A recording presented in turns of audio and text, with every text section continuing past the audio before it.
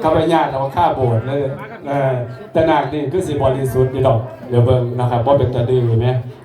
นะครับบริสุทธิ์นะครับบ่มีสีกาหรือมีสีกาก็จะโมทนาบุญด้วยดังนั้นจึงเป็นสิ่งที่ดีเลยทีเดียวกราบขอบพระคุณทุกท่านจริงๆนะครับสำหรับวันนี้นะครับพี่น้องทางบ้านกบสนวนที่นาครอเนี่ยลงก่อนเด้อบัดนี้เด้อพี่น้องทางบ้านหลวงพ่อรองกาได้มานะครับรวมบุญน้ำพี่น้องทางกบสนวนแล้วก็อีกหลายๆบ้านนะครับที่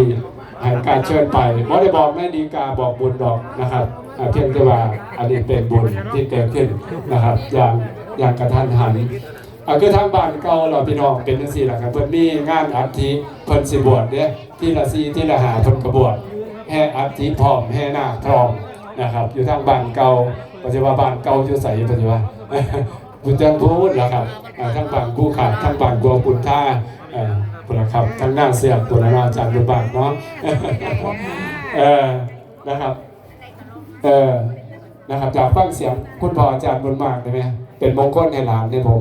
อาจารย์น้อยนะครับไม่อยู่ที่ผมนะครับว่าอย่างให้ฟังจักน้อยเนี่ยก็ได้ผม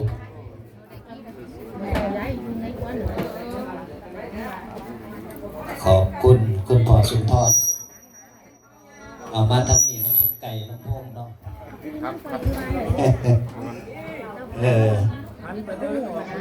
เอาสาธุนำพี่น้อง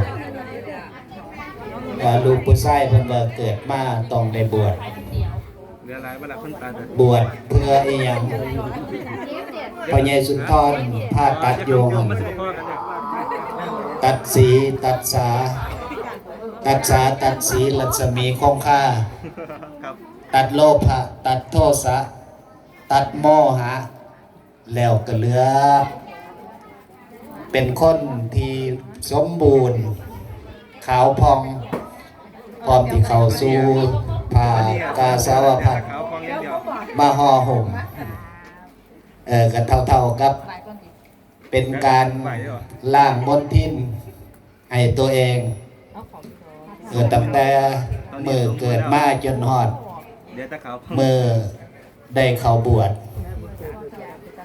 ประเพณีนิยมของโบราณเท่านั้นถือว่าการบวชเป็นการทดแทนพระคุณอันสูงยิ่งอย่างหนึ่ง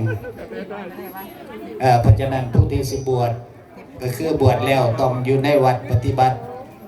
ของศีลของธรรมอย่างเคร่งครัดโดยเฉพาะบวชน้อยๆนี่แห่งใดบุญหลายเด้อบวชน้อยมันบ่ได้เฮ็ดบาป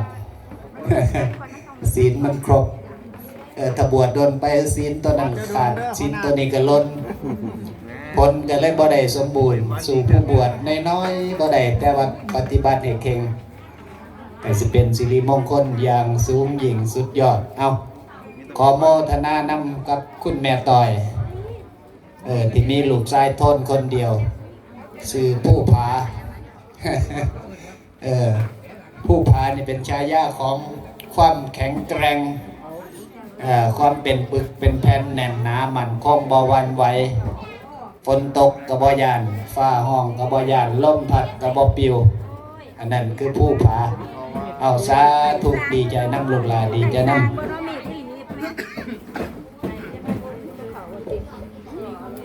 ขอบพระคุณนะครับคุณพ่ออาจารย์บุญมาก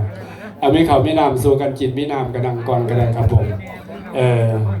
สภาพเฮาก็คือสิเดี๋ยวพร้อมอยู่เนาะนี่แหละคือการบวชแล้วสิมีพิธีอันใดแน่บวชน้อยบวชนานบ่เป็นอย่างอยู่ที่การปฏิบัตินะครับผม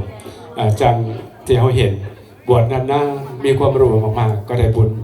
หลายๆญาติพี่น้องผู้อยู่ข้างหลังก็ดีใจนำว่ามีหลานบวชโดนว่ามีหลานเป็นเจ้าเป็นนายท่านพระสงฆ์องค์เจ้านะครับเมื่อเงินสู้ขวัญเด้อเลื่อนเชิญพี่น้องเอาจากโมง